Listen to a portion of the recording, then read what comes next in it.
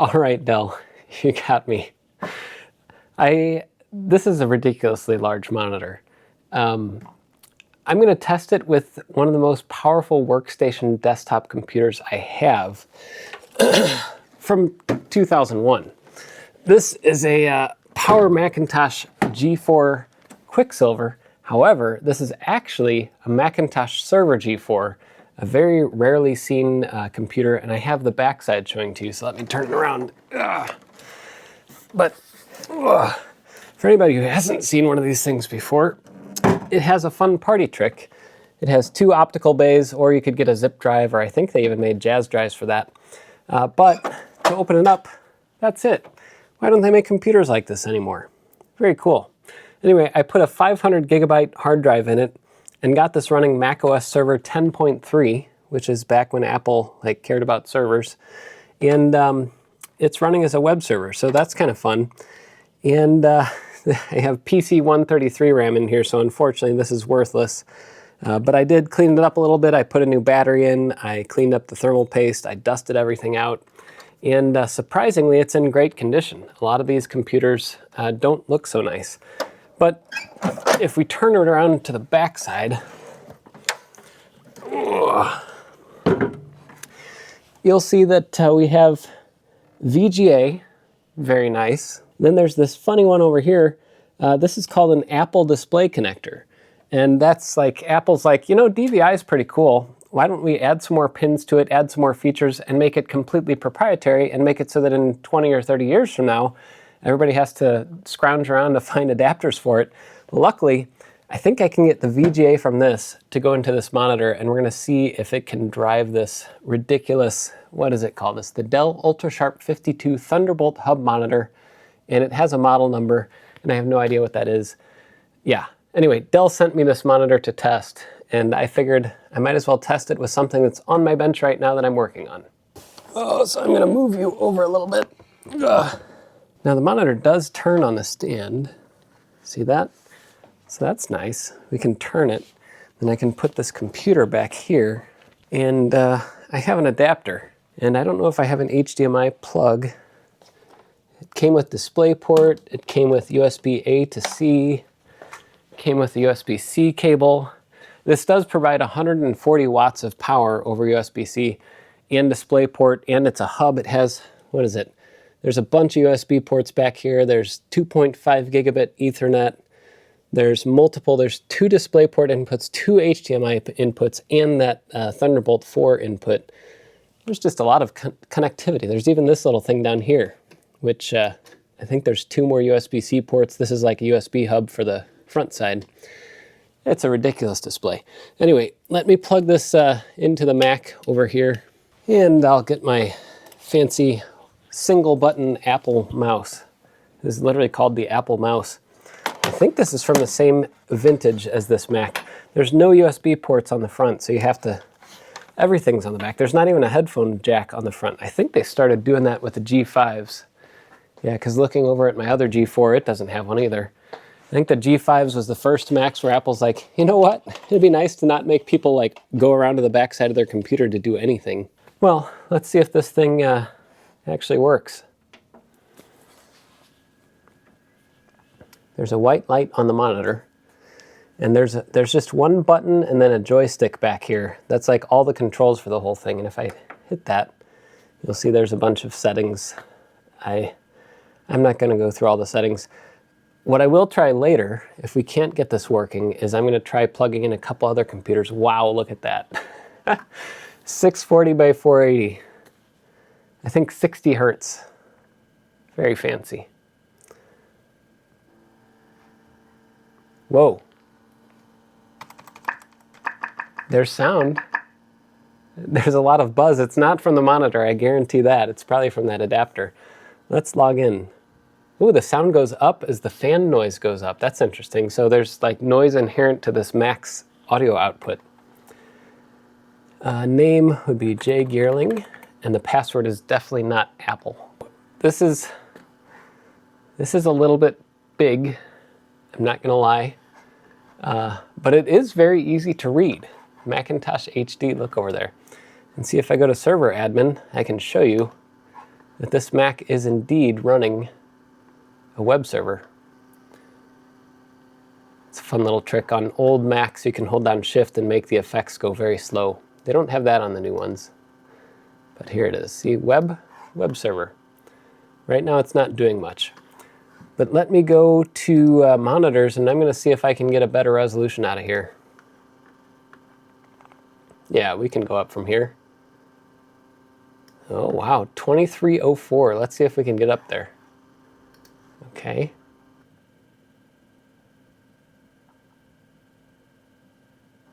Yes, it works. And this is all through HDMI. Wow. And it's actually 60 hertz. This is pretty crazy. I'm surprised that that worked. I think 1920 by 1200 might be a little bit better. Let's go to that. 85 hertz. Let's see if this works. There's kind of a wavy pattern in it, but it's working. Let's go to 1920 by 1080. And we'll do 60 hertz. That's at least a good division of the frame rate. I think that this monitor does 120 hertz. So yeah, that's working better. But now you don't get the full width. So we got our Mac going here. And I'm not just going to plug in the Mac, because that's kind of ridiculous. I'm also going to plug in Dell's little mini GB10 AI box thingy that they sent. I was testing this for running LLMs, and we're going to see if it works. I have this USB-C to DisplayPort adapter, so I'm going to plug it in. We'll see if we can get two monitors going at the same time, because that's one of the party tricks here. So I plug in U and turn it on. Switch to HDMI. Yes. Okay, so this box is turned on and we're still on HDMI. I want to switch inputs to display. Whoop, come back. DisplayPort 1. Let's see if we can get plugged into here. Okay, so we're on there. I'm going to switch my keyboard and mouse. Ow. And we'll use this old Apple mouse on here. Why not? Okay, Jay Geerling. Okay, so this resolution looks a little more, is a little sharper. This, let's see what the resolution is. And what's funny is I can't right-click. There's literally no way to right-click with this mouse, as far as I can tell. I thought some of them you could squeeze, but apparently not this one. So what I'm going to do is I'm going to go into, let's see, settings, and then I'll have to click around. Okay, way over here, here it is, 6144 by 2560. That looks like the native resolution. That's a lot of pixels. I think it's 6K or something. Let me look over here. I'm sure it says on the box, right? You know, it doesn't say it on the outside of the box that I can see. My FedEx guy, Dan, who's awesome, by the way, he's like, this thing's like the size of a walrus. And he was not wrong. That box is huge. And you can get it in, you can set this all up as one person, but be extremely careful. This is the first monitor or TV or anything that I ever bought that it said, like, don't pick it up by grabbing the monitor, grab the box that it comes in to pull it out of the box, which was kind of crazy, but all's well that ends well. Oh, by the way, this is a $2,899 monitor, so I don't think many of you watching this will ever buy this monitor. I don't know if you can see this, but that is a 48-inch TV way back there, and that's the biggest TV I've ever had. Actually, that might be like 45 inches. I don't know. But yeah, this is just a ridiculously large monitor. Let me make the scale on this bigger so I can actually see anything. There. I do want to try gaming on this. Now, I could run this. This is an ARM box that has FEX and can run PC games through Steam, but I'm not going to do that. I instead downloaded the latest version of Super TuxKart 1.5, which just came out a few months ago. This version lets you run at frame rates higher than 60 frames per second. So I'm going to try that. I'm going to go to CD, Downloads, and where is it? CD, Super TuxKart, and then /run game. So here's Super TuxKart. Ooh, the sound actually works. The volume keys work too. Look at this. This is a nice keyboard. Why did Apple stop making good keyboards like this? All right, let's go to Options, Display, Full Screen, 6144 by 2560. And let's see, Graphics. So I am going to keep this low because I want to see how fast we can go. I have it set to the maximum max FPS with no VSync. Let's see, we're not going to turn on any of those features right now because I want to see how fast the display can go. It says 120 frames per second, and that's what we're getting right now. Start race. All right, let's see here.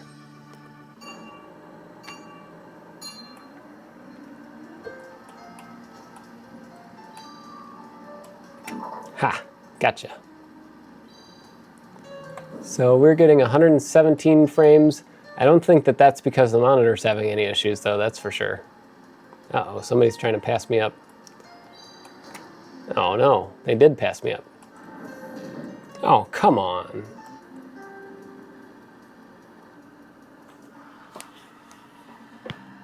Now, I won the race, but I don't think it was because of the monitor. For gaming, this is not a bad experience. I wouldn't pay $3,000 for this experience, especially when I could use a TV for this, but I think the other big thing that this monitor has that I think some people would want to do with it is, it's called PIP PBP mode. Let's see.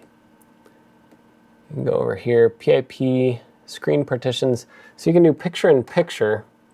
We'll do 50%, 50%, and see how that looks. So we got the Spark over here, and I think the Mac might have gone to sleep. Let's see. Oh, here, Thunderbolt. So we want to go to HDMI 1. I think that's what I had here. So here, now we have the Mac on one side and the Spark on the other side. And the Spark's getting hot after doing all that rendering. However, I do have my laptop, which has Thunderbolt. And I have this plugged into Thunderbolt on here, so let's go to that. And switch to this input. And let's see if we get an output on here. Let's try this, 3. Okay, so there's my Mac over here. So we got the Mac here, which I should probably do this in 2x mode because right now I can't see anything. Let's try this, change. Okay, so now I can see this better. So we got the Dell over here, and then we got the Mac over here, which the resolution on here is not quite right for that. What I might do is I might change the sources here. So let's see, if I go into this mode again, go to window, one source would be up there, so I'm going to do, I'll change this to HDMI 1. Okay. That just changed everything. That is one weird thing about this. If you change these modes, it looks like it resyncs all the computers. And so now I want to switch this mode back over here. Window 2 source, I want to go to that one to DisplayPort. Is that one? Oh, here we go. Okay, so now I have the Spark over here, my Mac down here, and my super old Mac up there. And let's see if I can get a better resolution out of this thing. It changed everything on here. And now it looks a little worse, actually. So VGA. This monitor's probably not the best for VGA. And I'm kind of surprised, like there's no tearing or anything. One of the hardest things to do when you have multiple video inputs, especially if they're at different refresh rates, I didn't check that on here.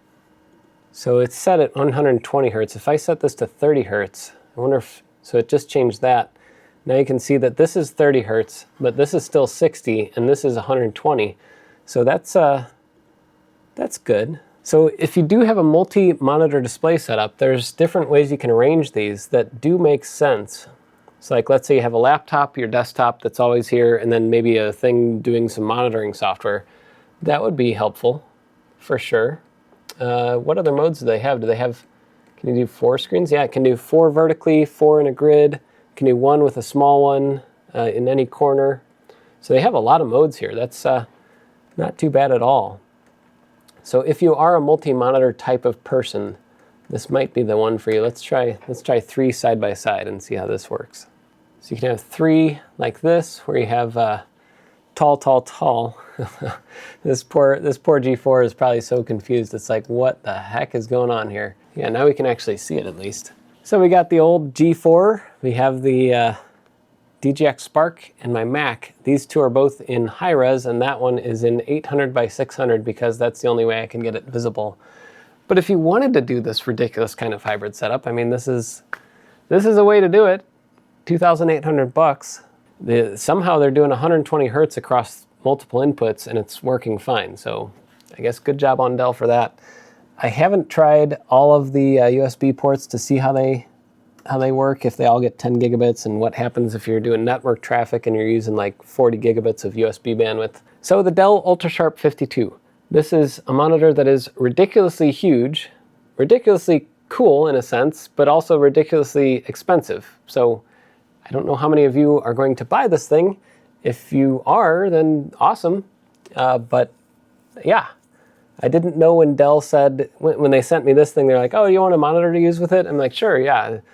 I have a Dell monitor for my main workstation, and I have enjoyed it. So I was like, sure, send me a monitor. I'll plug it in this thing. I didn't know it was going to be this big. Anyway, level 2 Jeff for you. I completely forgot about this, but I was measuring the power consumption during that whole test run, and it looks like it starts here with one source. This was just running the Mac at about 50 watts, and then I think this was 2 sources with the Mac and that NVIDIA Spark, or whatever that thing is, the GB10, and then this was with 3 sources. So I presume with 4 sources it might go up a little more. Now this is also after I plugged in my laptop, so it was charging my laptop. So I would imagine that the difference per source is probably in closer to like the 10 to 15 watt range. And then this was adding on the charging of that laptop. Then I think I unplugged it here, went back down, and yeah, and then sleep, it alternates between like 0 to 2 or 3 watts. So it's good when it goes to sleep and it's not charging anything for sure. And that's not actually that bad compared to other monitors that I've used that are 4K. So decent job on that. And there you go. Power monitoring for the Dell UltraSharp 52.